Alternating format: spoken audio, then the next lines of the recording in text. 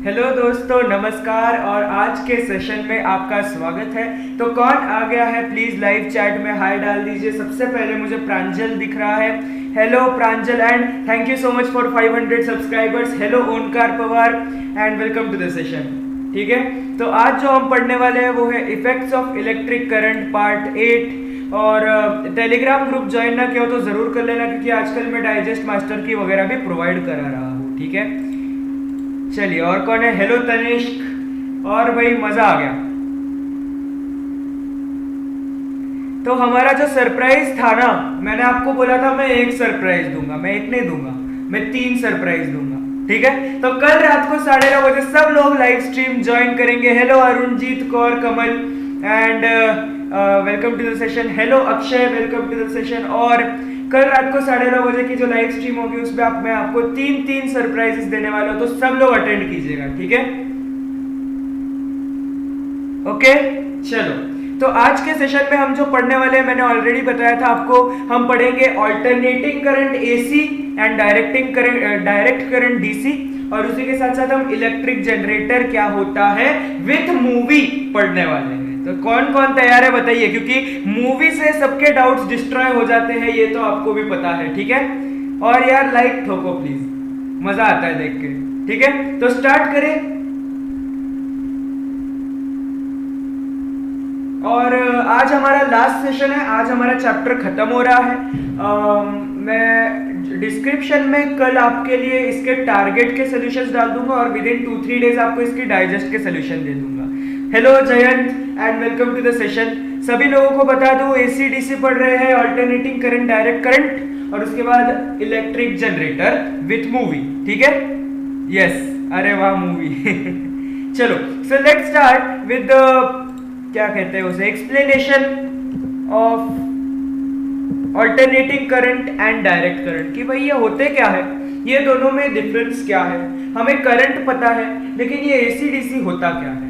तो आपको नाम से पहले समझ लेना है। ऑल्टरनेट मतलब क्या होता है, एक छोड़ के एक, फिर एक छोड़ के एक, उसे हम कहते हैं ऑल्टरनेट। डायरेक्ट मतलब सीधे, एकदम सिंपल स्ट्रेट, तो उससे रिलेटेड है, ऐसा आपको समझ लेना है। So far we have learnt about a non-oscillatory, इसे ऑस्किलेटरी नहीं कहते, ऑस्किलेटरी कहते हैं। ठीक है, जो लोग इसे ऑस्किलेटरी कहते हैं। So we have learnt about a non-oscillatory current flowing in one direction in a circuit from the cell to the cell.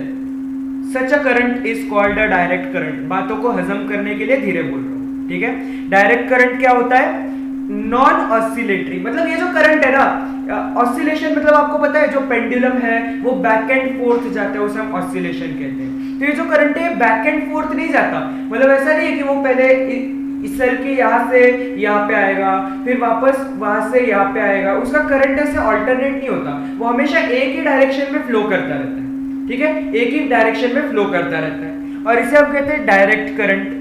As against a current changing in magnitude and direction after equal intervals of time, which is called alternating current. तो alternating current में क्या होता है, ये जो current है magnitude में change होगा। इसका मतलब है कभी ये 0 हो जाएगा, ठीक है, कभी हो सकता है ये बढ़ जाए, कभी हो सकता है ये कम हो जाए, और इसकी डायरेक्शन भी बदलेगी after equal intervals of time. ठीक है, यहाँ पे ऑसिलेशन जो हमें दिख रहा है ना, इक्वल इंटरवल्स ऑफ टाइम में दिख रहा है, ऐसा नहीं है कि रैंडमली हो गया। ठीक है, और इसे हम कहते हैं ऑल्टरनेटिंग करंट। तो ये दूसरा टाइप होता है। अब इसका फायदा क्या है वो हम आगे देखेंगे, पहले समझ लो। देखिए यहाँ पे आप देख सकते हैं कि जो डीसी है वो एक ही डायरेक्शन में फ्लो कर रहा है। ऐसे बैटरी से निकला, ऐसे आया, यहाँ पे ये तो रेजिस्टर है, खैर ठीक है, यहाँ से आया और यहाँ पे वापस बैटरी में। लेकिन ये जो एसी है ना, ये करंट यहाँ पे भी आएगा, ऐसे भी आएगा और ऐसे भी आएगा, कैसे भी आ सकता है। ठीक है, जो डीसी है ना, ये कहीं से भी कैसे भी फ्लो होता है। अब ये कैसे होता है वो आप आगे देखेंगे। The direct current can increase, be stable और can reduce also, but it is not oscillatory. This is shown graphically in the figure. तो देखिए, डायरेक्ट करंट को आप बढ़ा भी सकते हैं, उसको स्टेबल रख सकते हैं, उसे कम भी कर सकते हैं, लेकिन ऐसा नहीं है कि वो बढ़ रहा है कम हो रहा है, बढ़ रहा है कम हो रहा है, बढ़ रहा है कम हो रहा है, आपके हिसाब से है। ठीक है, जैसा कि आप यहाँ पे फिगर में ग्राफिकली देख सकते हैं, ये जो ब्लू कलर की लाइन है ये है डीसी डायरेक्ट करंट। अब हम डीसी एसी कहेंगे, ठीक है, इतने बड़े बड़े नाम नहीं लेंगे। तो ये जो डीसी है ये आपको दिख रहा है, ये पूरा ब्लू कलर की लाइन एकदम स्ट्रेट है। ठीक है, ये ऊपर नीचे नहीं हो रही बार बार, क्योंकि क्या है, इसको आप स्टेबल रख सकते हो, इसको आप बढ़ा सकते हो, लेकिन बढ़ाने के बाद वो स्टेबल हो जाएगा। तुम इसे कम भी कर सकते हो, लेकिन कम होने के बाद ये स्टेबल हो जाएगा। ठीक है, alternating current is oscillatory as shown in the graph 4.19, it increases to a maximum, then reduces to 0 and increases to a maximum in the other direction and again reduce to 0। Okay, अब देखिए, आप मुझे बोलोगे कि ये current zero कैसे हो रहा है, ये नेगेटिव में कैसे जा रहा है ये करंट, तो उसका आंसर मैं आपको बताऊंगा, लेकिन पहले सिर्फ देख लो कि ये जो करंट है ये ऑसिलेटरी मोशन दिखा रहा है। पहले ऊपर जाता है, फिर जीरो होता है, फिर नीचे आता है, जीरो होता है, ऊपर जाता है, जीरो होता है, नीचे आता है, जीरो। ये आपको ऑसिलेटरी मोशन यहाँ पे दिख रहा है, ठीक है, बैक एंड फोर्थ मोशन दिख रहा है, लेकिन ये माइनस करंट नहीं हो सकता आप कहोगे, तो वो एक्चुअली में क्या है, in the figure magnitudes like -1 -2 have been used to show the reverse direction। मतलब ये करंट क्या होता है, पहले तो ये अपनी नॉर्मल डायरेक्शन में चलेगा, फिर ये करंट जीरो हो जाएगा और फिर रिवर्स डायरेक्शन में ये चलेगा, मैग्नीट्यूड उतना ही रहेगा, बस डायरेक्शन चेंज हो गई। डायरेक्शन चेंज हो गई इसीलिए हमने माइनस साइन दिया, नहीं तो फिर डायरेक्शन कैसे दिखाएंगे ना इस ग्राफ पे, इसीलिए। समझ में आ गई बात आपको, इतना आसान सा है ये। Now, the oscillation of the alternating current occurs in a sinusoidal manner with time। Sinusoidal मतलब बेंडिंग, ठीक है, उसके लिए थोड़ी सी साइंटिफिक भाषा है। साइनसोइडल मतलब बेंडिंग, बार बार कर्व ले रहा है, बेंड ले रहा है, ठीक है, इसीलिए उसको इस सिंबल से दिखाया जाता है। भाई ये सिंबल में भी कर्व है, इसीलिए इस सिंबल से दिखाया जाता है। Direct current flows in one direction but the alternating current flows in a periodic manner in one cycle in forward and reverse direction. मतलब ये एक साइकिल होती है, मतलब पहले ये ऊपर जाएगा, पहले एक डायरेक्शन में फ्लो होगा, ठीक है, ग्राफ को छोड़ दो, पहले एक डायरेक्शन में फ्लो होगा, फिर दूसरी में फ्लो होगा, वापस पहली में, वापस दूसरी में, मतलब इसकी डायरेक्शन ऐसे साइकिल्स पे चलती है। ठीक है, समझ में आ गई बात। अब देखिए और क्या है। In India, in the power station generating electricity, one cycle changes in 1/50 second. That is the frequency of AC is 50 Hertz। अच्छा सुनना, ये बात काफी इंपॉर्टेंट है।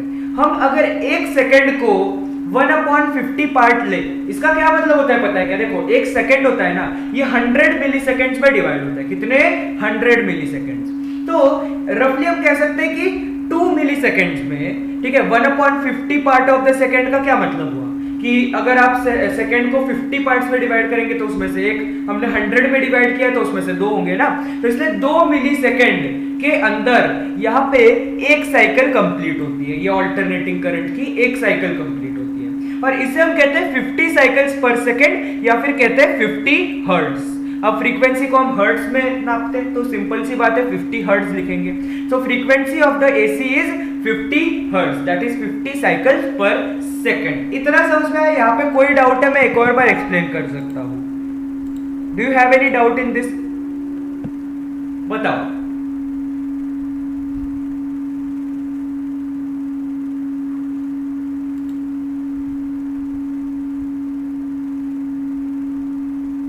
बताओ बताओ, इसमें से कुछ बात समझ में ना आई हो तो मुझे लाइव चैट में बताइए प्लीज।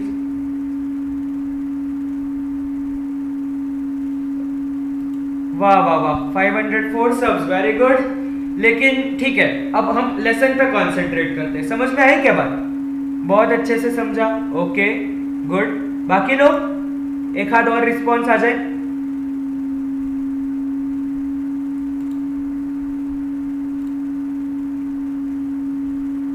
बताइए बताइए, बाकी लोग समझ में आया?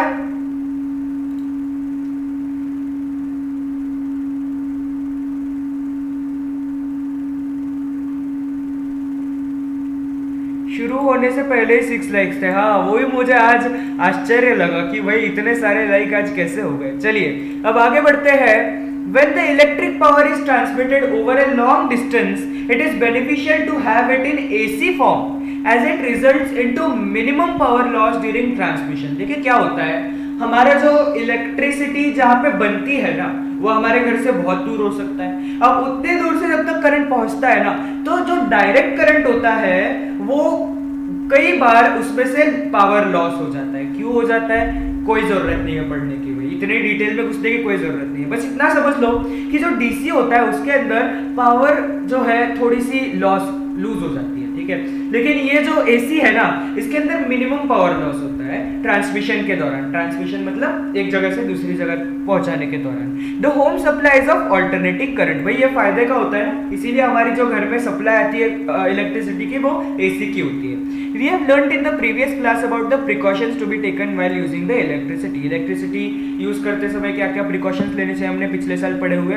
चलिए अब इलेक्ट्रिक जनरेटर पढ़ते हैं and your most awaited part of the session आ चुका है, जो कि है let's watch a movie about electric generator. तो ये इलेक्ट्रिक जनरेटर क्या होता है उसकी मूवी देख लेते हैं। चलिए सो लेट्स कंटिन्यू। अब ध्यान से सुनना सब लोग, ठीक है, ध्यान से सुनना एकदम। पावर स्टेशंस कैसे पूरे शहर के लिए इलेक्ट्रिसिटी प्रोड्यूस करती हैं। अब इनके अंदर बड़ी बड़ी बैटरीज तो होती नहीं है जिसके कारण इलेक्ट्रिसिटी प्रोड्यूस हो। इनके अंदर असल में होता है बड़ा सा पंखे की तरह दिखने वाला डिवाइस, इसे हम बुलाते हैं टरबाइन। अब अगर इसे हम रोटेट करें तो इसी से इलेक्ट्रिसिटी प्रोड्यूस होती है। अब इसे रोटेट करने के कई तरीके हैं। या तो मैं पानी को गर्म करके इस पे स्टीम को मारूं बहुत ही हाई वेलोसिटी से, या फिर मैं गिरते हुए पानी का इस्तेमाल करूं इसे गोल घुमाने के लिए, या फिर तुम इसे विंड मिल में फिट कर दो ताकि हवा के कारण ये गोल गोल रोटेट करने। तो हम जो वहाँ पे सोर्सेस ऑफ एनर्जी में पढ़ रहे हैं ना, टरबाइन घूमेगा, इलेक्ट्रिक जनरेटर घूमेगा, अब वो यही है, ठीक है, इसलिए देख लो ध्यान से। इससे हमें इलेक्ट्रिसिटी मिल जाए। तो फिर तुम किसी भी तरीके का इस्तेमाल करो, तुम्हें इस मशीन को रोटेट करना पड़ेगा और इसी से तुम्हें इलेक्ट्रिसिटी मिलेगी। अब तुम ये सोच रहोगे कि राम इसे रोटेट करने से इलेक्ट्रिसिटी कैसे मिलती है। तो देखो टेक्नोलॉजी ये बेस्ड है इलेक्ट्रोमैग्नेटिक इंडक्शन पे, जिसका आविष्कार किया था माइकल फैराडे ने कुछ 200 साल पहले। उन्होंने हमें ये कहा था कि अगर तुम एक कंडक्टिंग वायर लो और उसे मैग्नेटिक फील्ड के अंदर ऊपर नीचे मूव करो तो उसके अंदर इलेक्ट्रिक करंट इंड्यूस होने वाली है। अब अगर मैं इसी वायर को रिप्लेस कर दूं एक कॉइल से और इस कॉइल को अटैच कर दूं एक टरबाइन से, और इस टरबाइन को अगर मैं रोटेट करूं तो फिर ये कॉइल मैग्नेटिक फील्ड के अंदर ऊपर नीचे मूव करने वाला है और इसके अंदर इलेक्ट्रिक करंट इंड्यूस हो जाने वाली है। और इसी की मदद से हम अपने घर के इलेक्ट्रिकल अप्लायंसेस का इस्तेमाल कर सकते हैं। अब इस पूरी डिवाइस को हम बुलाते हैं इलेक्ट्रिक जनरेटर। ये स्पिनिंग मोशन को या फिर मैकेनिकल एनर्जी को कन्वर्ट करता है इलेक्ट्रिकल एनर्जी में। अब इसी के बारे में हम डिटेल में बात करते हैं कि ऐसा कैसे हो पाता है।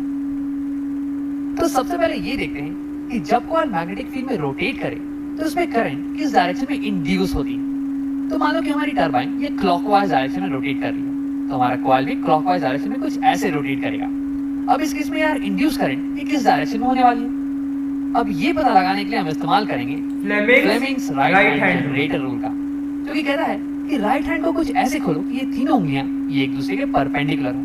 तो थंब बता देगी कि वायर किस डायरेक्शन में मूव कर रही है, वायर पे फोर्स किस डायरेक्शन में लग रहा है, और फोर फिंगर ये बताएगी मैग्नेटिक फील्ड की डायरेक्शन, और मिडिल फिंगर ये बता देगी इंड्यूस करंट की डायरेक्शन। तो फिर इस पिंक वायर में इंड्यूस करंट की डायरेक्शन निकालने के लिए मैं यही करने वाला हूँ। अपने राइट हैंड को मैं कुछ ऐसे अलाइन करूंगा इसकी थंब पॉइंट करे इस पिंक वायर के मोशन के डायरेक्शन में, और फिर फोर फिंगर ये पॉइंट करे मैग्नेटिक फील्ड के डायरेक्शन में। तो फिर जिस डायरेक्शन में मेरी मिडिल फिंगर पॉइंट करेगी ना, वही हो जाएगी हमारी induce current in pink wire की डायरेक्शन। तो यही करते हैं। वैसे इसके पहले कि मैं इसे करके दिखाऊं, क्यों नहीं तो वीडियो को पॉज करो और इसे खुद से ट्राई कर लो एक बार। अब अगर तुमने ट्राई कर लिया तो आओ देखते हैं। देखो ये पिंक वायर ये ऊपर की तरफ मूव कर रहा है, यानी कि मैं अपने राइट हैंड को कुछ ऐसे अलाइन करूंगा इसका थंब ये ऊपर की तरफ पॉइंट करे, और यहाँ पे मैग्नेटिक फील्ड ये राइट डायरेक्शन में पॉइंट कर रही है। देखो मैग्नेटिक फील्ड हमेशा नॉर्थ पोल से साउथ पोल की तरफ पॉइंट करती है, तो यानी कि मेरा फोर फिंगर ये राइट डायरेक्शन में पॉइंट करना चाहिए। तो यानी कि मेरी हैंड ये कुछ ऐसी ही दिखने वाली है। देखो थंब ऊपर की तरफ है, फोर फिंगर राइट डायरेक्शन में है, तो यानी कि मेरी मिडिल फिंगर ये अंदर की तरफ पॉइंट कर रही है, स्क्रीन के अंदर की तरफ, यानी कि इस पिंक वायर में इंड्यूस करंट ये अंदर की तरफ आने वाला है। हाँ अब इसको याद रखना। करते हैं ब्लू वायर के लिए।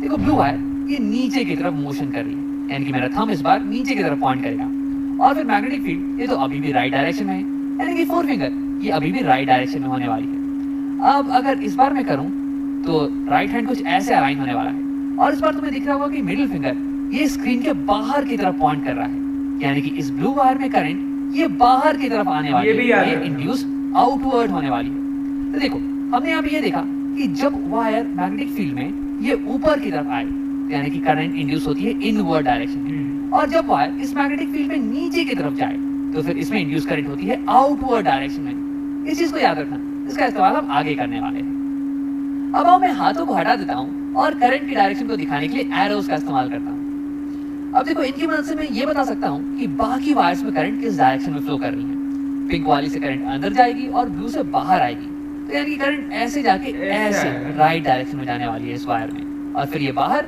और फिर इसमें ये ऐसे, और फिर ये ऐसे बाहर आ जाएगी। अब देखो इन दोनों वायर्स को कनेक्ट करने के लिए मेरे पास यहाँ पे बाहर में एक एक्सटर्नल सर्किट होगा जिसे मैंने दिखा नहीं रखा है अभी, उसे हम बाद में दिखाएंगे। तो करंट यहाँ से फ्लो करके फिर ऐसे इसमें इंटर करने वाली है और फिर ये पिंक वाली में अंदर, तो ऐसे सर्किट कंप्लीट हो जाने वाला है। तो इसे दिखाने के लिए मैं सारे एरोस को बना देता हूँ। हाँ, अब देखो हमारी कॉइल ये स्टेशनरी तो है नहीं, ये तो रोटेट कर रही थी ना, तो ये कॉइल रोटेट करती जाएगी और करंट बिल्कुल ही ऐसे फ्लो करता रहेगा। क्योंकि देखो ये पिंक वाली वायर ये अभी भी ऊपर जा रही है और ब्लू वाली वायर नीचे आ रही है, लेकिन जैसे ही ये कॉइल वर्टिकल हुआ, वर्टिकल पोजीशन में आया, वैसे ही देखो अब पिंक वाली वायर ये नीचे आने वाली है और ब्लू वाली ऊपर जाने वाली है। तो इसका मतलब तो फिर से देखते हैं, उल्टा हो जाएगा, ये वर्टिकल हुआ और ये हाँ, देखो अभी ध्यान से देखो, हमने कहा था कि जब ये तीनों परपेंडिकुलर पकड़ते हो ना और कोई भी एक चीज को तुम उल्टा कर देते हो ना, तो दूसरी चीज भी उल्टी हो जाती है। जैसे कि यहाँ पे हम क्या कर रहे हैं, यहाँ पे हमारा जो अभी फोर्स का डायरेक्शन है वो नीचे की तरफ हो गया, ठीक है, फोर्स का डायरेक्शन तुमने उल्टा कर दिया, इसका मतलब अब करंट की डायरेक्शन भी उल्टी हो जाएगी, ओके, नीचे जाएगी। और हमने ये देख रखा है कि जो भी वायर नीचे जाती है उसमें करंट बाहर, इसीलिए याद रखने को कहा था, और जो वायर ऊपर जा रही है उसमें करंट अंदर की तरफ इंड्यूस हो रहा है। इसका मतलब ये कि यहाँ पे करंट की डायरेक्शन स्विच हो जाने वाली है, ये तो कुछ उल्टा हो ऐसे, और फिर ये कॉइल ऐसे ही रोटेट करता रहेगा जब तक कि फिर से ये वर्टिकल पोजीशन में ना आ जाए। और अब देखो अब पिंक वाली वायर ये फिर से ऊपर की तरफ आने वाली है, और जब वायर ऊपर की तरफ आए तो इसमें करंट अंदर की तरफ इंड्यूस होता है, और ब्लू वाली वायर ये अब नीचे की तरफ आने वाली है, और जब वायर नीचे की तरफ आए तो उसमें करंट ये बाहर की तरफ इंड्यूस होता है, यानी कि फिर से एक बार करंट की डायरेक्शन चेंज हो जाने वाली है, कुछ ऐसे। यानी कि हम यहाँ पे ये देख रहे हैं कि जैसे ही कॉइल ये वर्टिकल पोजीशन में आती है वैसे ही इसमें करंट की डायरेक्शन ये चेंज हो जाने वाली है। ये इंपॉर्टेंट चीज हो गया। तो अगर मैं तुम्हें इस पूरे मोशन का एनिमेशन दिखाऊं तो ये कुछ ऐसा दिखने वाला है। देखो जब भी हमारी कॉइल ये मैग्नेटिक फील्ड के परपेंडिकुलर आएगी तो फिर करंट की डायरेक्शन ये चेंज हो जाने वाली है। हाँ, वैसे मैं इस एनिमेशन में कॉइल को रोक दे रहा हूँ जब भी ये परपेंडिकुलर आ रही है मैग्नेटिक फील्ड के, ताकि तुम इंड्यूस करंट की डायरेक्शन को चेंज होता हुआ देख सको। वैसे असलियत में ये मोशन बिल्कुल ही कंटिन्यूअस होने वाला है और ये कॉइल कभी रुकने वाली नहीं है। अब तुम्हारे दिमाग में एक सवाल उठ रहा होगा कि राम, मैं इन दोनों वायर्स को एक्सटर्नली कैसे कनेक्ट करूं ताकि ये लूप क्लोज हो जाए और उसमें करंट कंटिन्यूअसली फ्लो करे। तो इसके लिए हम एक नए अरेंजमेंट का इस्तेमाल करने वाले हैं। देखो अगर मैं एक एक्सटर्नल सर्किट लूं और उसे डायरेक्टली कनेक्ट कर दूं इन वायर से, कुछ ऐसे, तो जब ये कॉइल ये रोटेट करना चालू करेगी तो ये वायर्स ये आपस में उलझने लगेंगे, कुछ ऐसे, और ये जो कनेक्शन है ना ये ब्रेक हो जाने वाला है। तो इसी से बचने के लिए हम एक नए अरेंजमेंट का इस्तेमाल करते हैं जिसमें होते हैं कुछ स्लिप रिंग्स और ब्रशेस। अच्छा, यहाँ पे एक चीज याद रखनी है, ये स्प्लिट रिंग्स नहीं है, ये स्लिप रिंग्स है। देखो ध्यान से सुनो, जो स्प्लिट रिंग्स होती है ना, स्प्लिट मतलब वो बीच में से स्प्लिट है, वो बीच में से डिवाइडेड है, और ये है स्लिप रिंग्स मतलब ये कार्बन ब्रश से स्लिप हो रही है। वैसे दोनों स्लिप होती है लेकिन इनको स्लिप रिंग कहा जाता है, पता नहीं क्यों। ठीक है, तो कंफ्यूज मत हो जाना। ये बीच में से डिवाइडेड नहीं है, स्लिप रिंग्स, ये पिंक वाली रिंग और ये ब्लू वाली रिंग। और तुम्हें डायग्राम में क्लियरली दिख नहीं रहा होगा, लेकिन ये दोनों रिंग्स ये इंडिविजुअली एक एक वायर से कनेक्टेड हैं। ये पिंक वाली रिंग ये इस लेफ्ट वायर से कनेक्टेड है और ये ब्लू वाली रिंग ये इस राइट वायर से कनेक्टेड है। देखो ऐसे याद रखो, जो पिंक है वो पिंक के साथ कनेक्टेड है, जो ब्लू है वो ब्लू के साथ कनेक्टेड है, ऐसे याद रखो, ठीक है। और कनेक्टेड से मेरा मतलब ये है कि जब ये कॉइल रोटेट करता है ना तो ये रिंग्स इसके साथ साथ रोटेट करती हैं। अब ये स्लिप रिंग्स ये कनेक्टेड होती हैं कार्बन ब्रशेस से, ये ब्रश और ये ब्रश वैसे कनेक्टेड नहीं होती हैं बल्कि केवल टच कर रही होती हैं। मेरा मतलब है कि जब ये स्लिप रिंग्स रोटेट करेंगी ना तो ये ब्रशेस इसके साथ रोटेट नहीं करेंगी बल्कि ये केवल इसके ऊपर स्लिप करने वाली है, और इसलिए तो हम इन रिंग्स को स्लिप रिंग्स बुलाते हैं। अब अगर तुम्हें ये समझ में नहीं आ रहा हो तो मैंने यहाँ पे एक पिक्चर बना रखा है तुम्हें समझाने के लिए। हाँ, वो तो है, ब्रश है जो कि एक रिंग को टच कर रही है। अब अगर ये रिंग रोटेट करेगी ना तो ये ब्रश इसके साथ साथ रोटेट नहीं करने वाली है बल्कि ये केवल उसके ऊपर स्लिप करती रहेगी। तो यहाँ पे हमारा सर्किट तो कंप्लीट हो चुका है। देखो यहाँ पे ब्लू वाले वायर से करंट आएगी और फिर ये जाने वाली है इस ब्लू वाले स्लिप रिंग में। देखो ये वायर केवल एक स्लिप रिंग से कनेक्टेड है, फिर यहाँ से करंट ये ट्रांसफर हो जाने वाली है बाहर की सर्किट में because of this carbon ring, और उसके बाद फिर करंट यहाँ से यहाँ जाएगी इस कार्बन ब्रश में, और फिर ये करंट को ट्रांसफर कर देने वाला है इस पिंक वाले स्लिप रिंग में। और ये पिंक वाला स्लिप रिंग ये केवल कनेक्टेड है इस वायर से, तो इसलिए करंट केवल इसमें जाने वाली है। तो ऐसे हमारा हो गया सर्किट कंप्लीट। अब हमारा कॉइल अगर रोटेट करने लग जाए तो ये जो स्लिप रिंग्स है इसके साथ अटैच, ये भी इसके साथ साथ रोटेट करने लगेंगे। लेकिन ये कार्बन ब्रशेस ये तो केवल इसे टच कर रहे हैं यार, तो ये केवल इसके ऊपर स्लिप करेंगे, ना कि रोटेट। अब देखो ये स्लिप रिंग्स और कार्बन ब्रशेस ये दोनों मिलके बाहर वाले वायर्स को उलझने से बचाती हैं और ये अंदर के कॉइल और बाहर के सर्किट के बीच में इलेक्ट्रिकल कॉन्टैक्ट को मेंटेन रखती हैं, दोनों के बीच में सर्किट को कंप्लीट रखती हैं। अब देखो जैसे ही हमारा कॉइल ये वर्टिकल पोजीशन में आएगा, वैसे ही इंड्यूस इलेक्ट्रिक करंट इसकी डायरेक्शन ये रिवर्स हो जाएगी कुछ ऐसे। तो अब करंट पिंक वाले वायर से होके पिंक वाले स्लिप रिंग के थ्रू, इस कार्बन ब्रश के थ्रू, इस बल्ब के थ्रू जाके फिर ये ब्लू वाले स्लिप रिंग में जाएगी और फिर ये उल्टा ऐसे कॉइल के अंदर एंटर कर जाएगा। सही है कि नहीं? तो यानी कि कॉइल के हर आधे सही चल चक्कर रहा है। पे इस सर्किट में बहने वाला करंट ये अपनी डायरेक्शन को रिवर्स कर देगा। तो बस वही चीज है कि ये जो करंट है ना, ये हर एक साइकिल के बाद रिवर्स होता जा रहा है, इसीलिए तो इसे ऑल्टरनेटिंग करंट कह रहे हैं। कि जब करंट इस डायरेक्शन में फ्लो कर रही थी तो हमारा बल्ब ये ब्लू लाइट से ग्लो कर रहा था। अब ठीक आधे चक्कर के बाद ये हमारी रिवर्स हो गई करंट। अब आप बोलोगे पता कैसे चलेगा, हमारा बल्ब तो ब्लू ग्लो ही नहीं करता, तो इसीलिए हम वहाँ पे गैल्वेनोमीटर लगाते हैं। गैल्वेनोमीटर में हमें करंट की डायरेक्शन भी पता चल जाती है, इसीलिए। यानी कि करंट अब उल्टे डायरेक्शन में फ्लो कर रही है। अब मान लो कि बल्ब ये येलो कलर की लाइट से ग्लो कर रहा है। अब अगर तुम पूरे एनिमेशन को देखो तो ये कुछ ऐसा दिखने वाला है। अब इस मशीन को हम बुलाते हैं जनरेटर, इलेक्ट्रिक जनरेटर, क्योंकि ये इलेक्ट्रिक करंट को जनरेट करता है। और इस करंट की खास बात ये है, देखो यहाँ पे हमने कोई इलेक्ट्रिसिटी दी नहीं दी हमारी तरफ से, हमने सिर्फ एक मैग्नेटिक फील्ड दी और इसको घुमाया और अपने आप ही यहाँ पे इलेक्ट्रिसिटी जनरेट हुई, इसीलिए हम इसे कहते हैं इलेक्ट्रिक जनरेटर। ये करंट हमेशा कंटिन्यूअसली अपना डायरेक्शन चेंज करती रहती है और इसे हम बुलाते हैं ऑल्टरनेटिंग करंट या फिर एसी।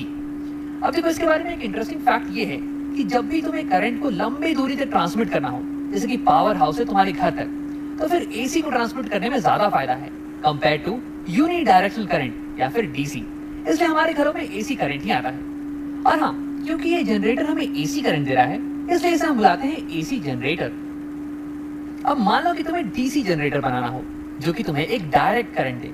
हाँ अभी देखो, अभी ये काफी इंपॉर्टेंट पार्ट है, मतलब टेक्स्ट बुक में ये दिया हुआ नहीं है, ठीक है, लेकिन फिर भी आप देखो क्योंकि आपके लिए ये नॉलेज होनी चाहिए।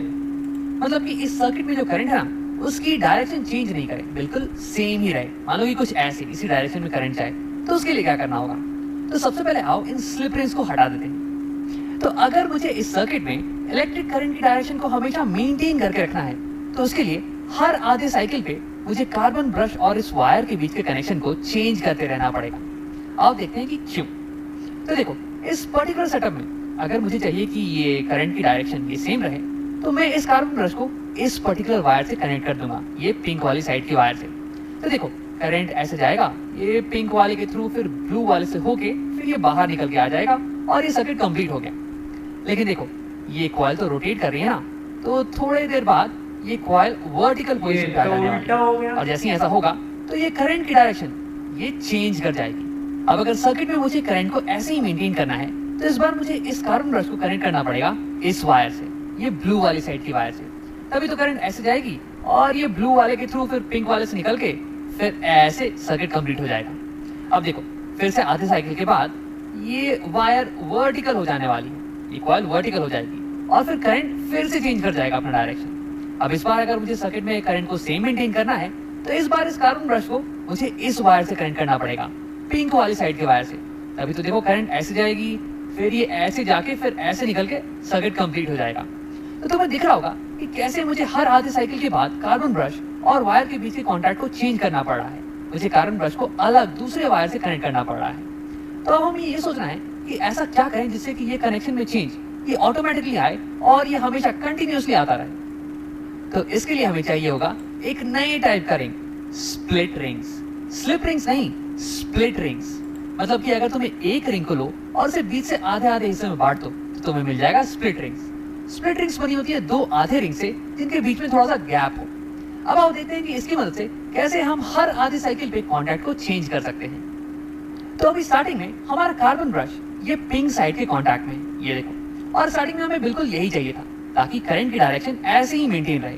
लेकिन देखो थोड़ी देर बाद हमारा कॉइल ये रोटेट करके वर्टिकल हो जाएगा और फिर करंट की डायरेक्शन ये चेंज हो जाने वाली है। बड़ी इंटरेस्टिंग चीज। लेकिन यहाँ देखो हमारा ब्रश ये ब्लू साइड के कॉन्टैक्ट में आ गया है और ये बिल्कुल ही अच्छी चीज है, क्योंकि अभी भी हमारा करंट का डायरेक्शन ये बिल्कुल ही मेंटेन रहने वाला है। अब देखो, तुरंत थोड़ी देर बाद ये जो कॉइल है फिर से रोटेट करके वर्टिकल पोजीशन में आ जाने वाला है और फिर करंट की डायरेक्शन चेंज कर जाएगी। लेकिन यहाँ देखो, हमारा ब्रश ये पिंक वाले साइड के कॉन्टैक्ट में आ गया है और हमारी करंट की डायरेक्शन ये अभी भी चेंज नहीं हुई है एक्सटर्नल सर्किट में। तो तुम्हें दिख रहा होगा कि कैसे इन स्प्लिट रिंग्स का इस्तेमाल करके हम ऑटोमेटिकली ब्रश और वायर के बीच के कॉन्टैक्ट को चेंज कर पा रहे हैं। तो यहाँ पे हमने बना लिया है अपना डीसी जनरेटर। ये हमें डायरेक्ट करंट देता है। देखो, बाहर के सर्किट में करंट की डायरेक्शन ये हमेशा मेंटेन रह रही है। अब देखो एक छोटी सी चीज, कम्यूटेटर एक ऐसा डिवाइस होता है जो कि किसी भी सर्किट में करंट की डायरेक्शन को रिवर्स कर दे।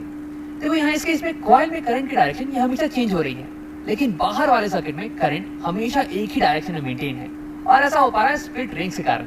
तो स्प्लिट रिंग्स यहाँ पे कम्यूटेटर का काम कर रही हैं। अब आओ वीडियो को यहीं पे खत्म करते हैं। तो क्या आपको बात समझ में आई? What is the difference between AC generator and DC generator? ठीक है, तो डीसी जनरेटर में हम स्लिप रिंग्स का इस्तेमाल करते हैं, जिसकी वजह से क्या होता है, ये जो इसकी जनरेटर की सॉरी क्या बोल रहा हूँ मैं, जो सर्किट की डायरेक्शन चेंज हो रही है ना, उससे कोप अप कर पाता है, लेकिन बस एक्सटर्नल सर्किट में डायरेक्शन बदलती रहती है। ठीक है, और जो डीसी जनरेटर होता है उसके अंदर हम स्प्लिट रिंग्स का इस्तेमाल करते हैं, जिसकी वजह से जो एक्सटर्नल सर्किट है, एक्सटर्नल सर्किट से मेरा मतलब है येलो वाला सर्किट, उसमें कभी भी डायरेक्शन चेंज नहीं होती है। ठीक है, लेकिन इसके अंदर चेंज होती ही रहती है। ठीक है, so that is the difference between DC generator and AC generator. Did you understand? बताओ। अब मुझे लाइव चैट में आपके रिस्पॉन्सेस चाहिए। 2 लोग देख रहे हैं, बताओ। हो सकता है 3 भी देख रहे हो, यूट्यूब के एनालिटिक्स का कुछ भरोसा नहीं।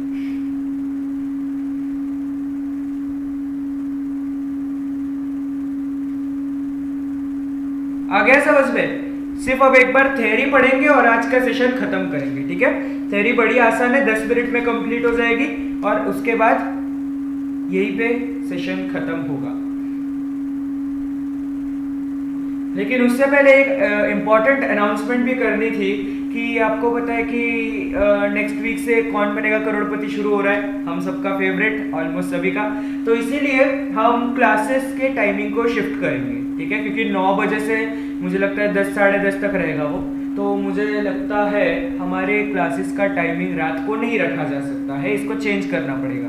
ठीक है यार, कुछ तो रिस्पॉन्स दो लाइव चैट में। बताओ बताओ। तनिष्क है ना यहाँ पे और अक्षय भी है।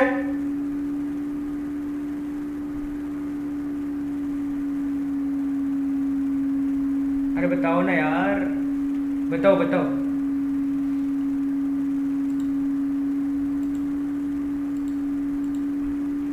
ओके ठीक है। अरे बाकी कौन देख रहा है, थोड़ा रिस्पॉन्ड करो लाइव चैट में।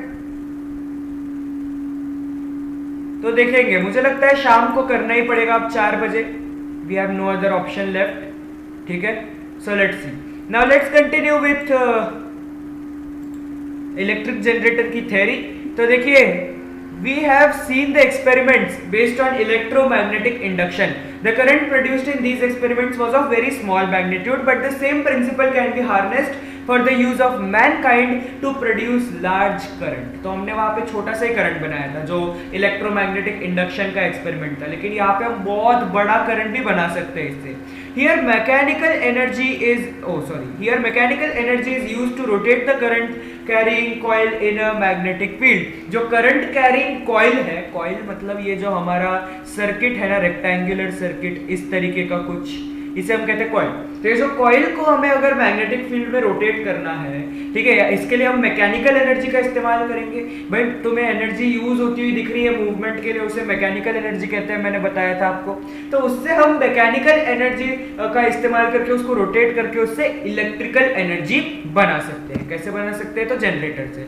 Figure 4.20 shows a copper wire coil ABCD kept between 2 pole pieces of a magnet. तो ये है हमारा मैग्नेट, ठीक है, नॉर्थ पोल साउथ पोल दिख रहा है, मैग्नेटिक फील्ड की डायरेक्शन ये है, और ये है हमारी coil ABCD। Okay, so this is our coil for this electric generator. अब देखते हैं क्या है। The two ends of the coil are connected to the conducting rings R1 and R2 via carbon brushes. तो यहाँ पे वही जो हमारी स्लिप रिंग्स है उनको यहाँ पे कंडक्टिंग रिंग्स कहा गया है। ये जो है R1 और R2 ये दोनों रिंग्स, और ये कनेक्टेड है B1 और B2 कार्बन ब्रशेस से, ठीक है। और क्या है, both the rings are fixed to the axle but there is a resistive coating in between the ring and the axle। तो ये जो एक्सल होता है ना, ये एक्सल एक्चुअली में घूमता है, ठीक है, ये एक्सल घूमता है, लेकिन यहाँ पे क्या है, ये दोनों पूरा तरीके से कनेक्टेड नहीं है, इनके बीच में एक रेजिस्टिव कोटिंग होती है। इसका क्या मतलब है कि अगर वो डायरेक्टली कनेक्टेड होते तो घिस घिस कर हो सकता है कि कंडक्टिंग रिंग की हालत खराब हो जाती, तो इसीलिए बीच में एक रेजिस्टिव कोटिंग दी जाती है जिससे कि वो डायरेक्ट कॉन्टैक्ट में ना आए विद द एक्सल, ठीक है। अब देखिए और क्या होता है, the axle is rotated with the help of a machine from outside. जैसा कि आपको बताया टरबाइन को घुमाएंगे तो जनरेटर घूमेगा, हमें पता है ना, तो एक्सल घूमेगा एक्चुअली में। Because of this the coil ABCD starts rotating. यहाँ पे जो ABCD है कॉइल है हमारी, ये रोटेट करना शुरू कर देगी। अब देखिए, the stationary carbon brushes B1 and B2 are connected to a galvanometer which shows the direction of current in the circuit. यहाँ पे हमने गैल्वेनोमीटर लगाया हुआ है, यहाँ से हमारे कार्बन ब्रशेस कनेक्टेड है, और ये कार्बन ब्रशेस स्टेशनरी है, मतलब ये हिलेंगे नहीं, ठीक है, ये एक्सटर्नल सर्किट के साथ ही कनेक्टेड रहेंगे, ठीक है। Upon rotating the axle the branch AB goes up and the branch CD comes down, that is the coil ABCD rotates clockwise. तो ये जो ABCD है ना, AB जो है वो ऊपर जाएगी, CD है वो नीचे जाएगी, ठीक है, due to the rotation in the axle. अब और क्या होता है देखिए, according to Fleming's right hand rule the electric current is produced in the branches AB and CD in the direction A to B and C to D। तो वही चीज है, अगर आप फ्लेमिंग का राइट हैंड रूल लगाओगे तो तुम्हें करंट यहाँ से यहाँ मिलेगा, यहाँ से यहाँ मिलेगा, वही चीज है। और अगर हम देखें, अगर ऐसा करंट मिल रहा है इसका मतलब B to C ऐसा करंट मिल रहा होगा, ठीक है, इस कैलकुलेशन के हिसाब से। और क्या है, thus the current flows in the direction A to B to C to D as shown by arrows in the figure। अब A से B जा रहा होगा, B से C, C से D जा रहा होगा current. In the external circuit the current flows from B2 to B1 through the galvanometer।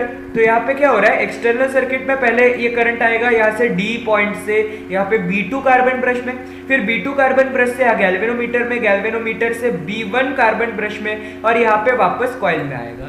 इस तरीके से हमारा यहाँ पे इलेक्ट्रिक सर्किट बना हुआ है। अब इसके आगे और क्या होता है, if instead of one loop coil a coil consisting of several turns is used the current of magnitude several times flows। तो मैंने आपको एक चीज बताई थी, अगर याद हो तो बहुत अच्छी बात है, नहीं हो एक बार प्लीज रिपीट कर लेना। मैंने आपको ये चीज बताई थी कि अगर आप कॉइल में ज्यादा टर्न्स दोगे ना, एक आपके पास कॉइल है, उस कॉइल को आप जितनी बार घुमाओगे उतनी उसकी मैग्नेटिक फील्ड ज्यादा प्रोड्यूस होने वाली है। और मैंने आपको बताया था कि जितनी ज्यादा मैग्नेटिक फील्ड उतना ज्यादा करंट। तो अगर आप इस एक लूप वाली कॉइल में, यहाँ पे तो एक ही लूप है इस तरीके का, आप इसमें बहुत सारे लूप्स दे दें, हमारा जो जनरेटर होता है उसमें बहुत सारे लूप्स होते हैं, ठीक है, ये आपके डायग्रामेटिक एक्सप्लेनेशन के लिए एक ही लूप कॉइल दिखाई गई है यहाँ पे। उससे क्या हो जाता है, जो करंट ऑफ मैग्नीट्यूड है, जो मैग्नीट्यूड है ना करंट का, मतलब करंट कितना बड़ा है, वो और भी बढ़ जाता है।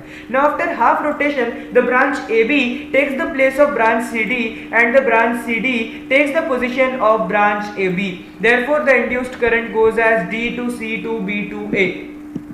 तो यहाँ पे क्या हो रहा है, यहाँ पे हो ये रहा है कि जब हम इसको रोटेट करते हैं तब ये CD AB की जगह पे आ जाएंगे और जो AB है वो CD की जगह पे आ जाएंगे, और यहाँ पे करंट भी उल्टा हो जाएगा, वो हो जाएगा D से C, C से B, B से A, because of the Fleming's right hand rule. ये हमने वीडियो में देखा हुआ है, ठीक है। फिर उसके आगे और क्या होता है देखिए, now but the branch BA is always in contact with the brush B1 and branch DC is in the contact with B2 brush।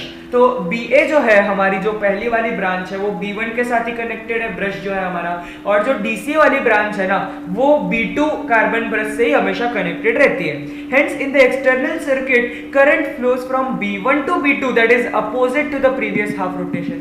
तो यहाँ पे क्या हुआ, हमारा जो करंट है इस सर्किट में वो अब हो चुका है DCBA, उसका डायरेक्शन उल्टा हो गया, लेकिन जो कनेक्शन है वो तो सेम है, ठीक है, कनेक्शन तो सेम है ना। तो अगर BA जो AB करंट फ्लो हो रहा था वो अब BA हो चुका है, इसका मतलब B1 से करंट इस तरीके से फ्लो होगा, और जो हमारा C से D फ्लो हो रहा था वो अब करंट D से C फ्लो हो रहा है, इसका मतलब B2 में जो करंट है वो यहाँ से इस तरीके से आने वाला है, ठीक है, मतलब यहाँ पे सिंपली करंट की डायरेक्शन उल्टी हो गई, यही कहना चाहते हैं, और ये उल्टी हो गई इसीलिए हम इसे एसी करंट कह रहे हैं। Okay, this repeats after every half rotation and alternating current is produced, this is what is called an AC generator. अब डीसी जनरेटर में क्या होता है मैंने आपको बताया हुआ है, the DC does not change the direction in the external circuit. बाहर का जो सर्किट होता है ना, नीचे वाला जो हमने देखा था, उसमें कभी भी डायरेक्शन चेंज नहीं होगी यहाँ पे। To achieve this, a split ring is fixed on the axle like a split ring used in electric motor. Electric motor जैसी एक स्प्लिट रिंग का इस्तेमाल होता है। Because of this arrangement, the branch of the coil going upwards is always in contact with one brush and the branch going downwards is always in contact with the other brush. तो अगर हमारे brush है B1 और B2, तो जिसके अंदर upward direction में force लग रहा है वो ब्रांच कभी भी B1 के साथ कनेक्टेड होगी। ठीक है, मतलब दोनों ही ब्रांचेस में अपवर्ड फोर्स लगेगा और वो दोनों ही में जब अपवर्ड फोर्स लगेगा उस टाइम पे वो B1 के साथ कनेक्टेड होंगी, और जब उनमें डाउनवर्ड फोर्स लगेगा दोनों ही ब्रांचेस में, मतलब अलग अलग टाइम पे लगेगा, लेकिन जब भी लगेगा वो B2 के साथ कनेक्टेड होगी। तो इसीलिए हमारा जो यहाँ पे सर्किट लगा हुआ है ना, इसकी डायरेक्शन चेंज नहीं होती। ठीक है, समझ में आ गई बात। The current flows in one direction in the external circuit, this is why this generator is called as a DC generator. ठीक है, समझ में आ गया। आपके कोई भी डाउट है अभी के अभी पूछ लो। मेरा दूसरा चैनल द स्टडी शाइक बाय संकेत मनियार जरूर सब्सक्राइब कर लेना, यहाँ पे बहुत सारे आपके लिए इंपॉर्टेंट वीडियोस मैंने डाल के रखे हैं। हाँ, केबीसी बहुत इंटरेस्टिंग होता है, बहुत ज्यादा नॉलेज बढ़ाता है, इसीलिए मैं बोल रहा हूँ कि हम क्लासेस को टाइमिंग को चेंज कर रहे हैं। ठीक है, अरे यार ये क्या कीड़ा है। ठीक है, ओके, खत्म करें आज का सेशन। दो लोग देख रहे हैं लेकिन लाइव चैट में एक ही बात कर रहा है, पता नहीं ऐसा क्यों। दूसरा व्यूअर कौन है भाई, बताओ जरा।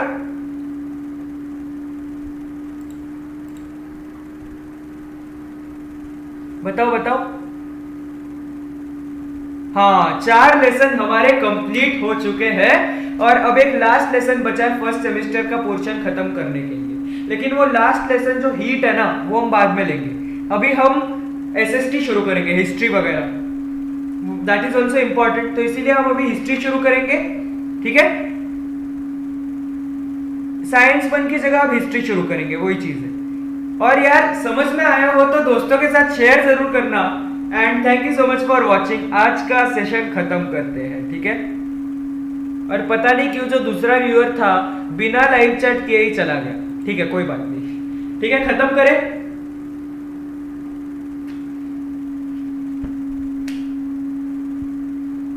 हाँ, कल इसकी एक्सरसाइज डिस्क्रिप्शन में आ जाएगी लिंक उसका, तो ले लेना।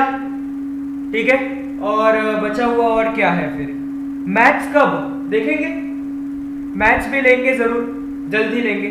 ठीक है, चलो तो खत्म करते हैं and thank you so much for watching. Okay, bye. पहले हिस्ट्री ज्यादा इंपॉर्टेंट है, लोगों को समझ में नहीं आ रहा क्या चल रहा है, तो इसीलिए पहले हिस्ट्री, क्योंकि मैथ्स तो फिर भी कई सारे लोगों को पता चल रही है, लेकिन हिस्ट्री किसी को समझ में ही नहीं आ रही, तो इसीलिए हिस्ट्री, ज्योग्राफी, पॉलिटिकल साइंस। हाँ, okay, good night, sweet dreams, take care and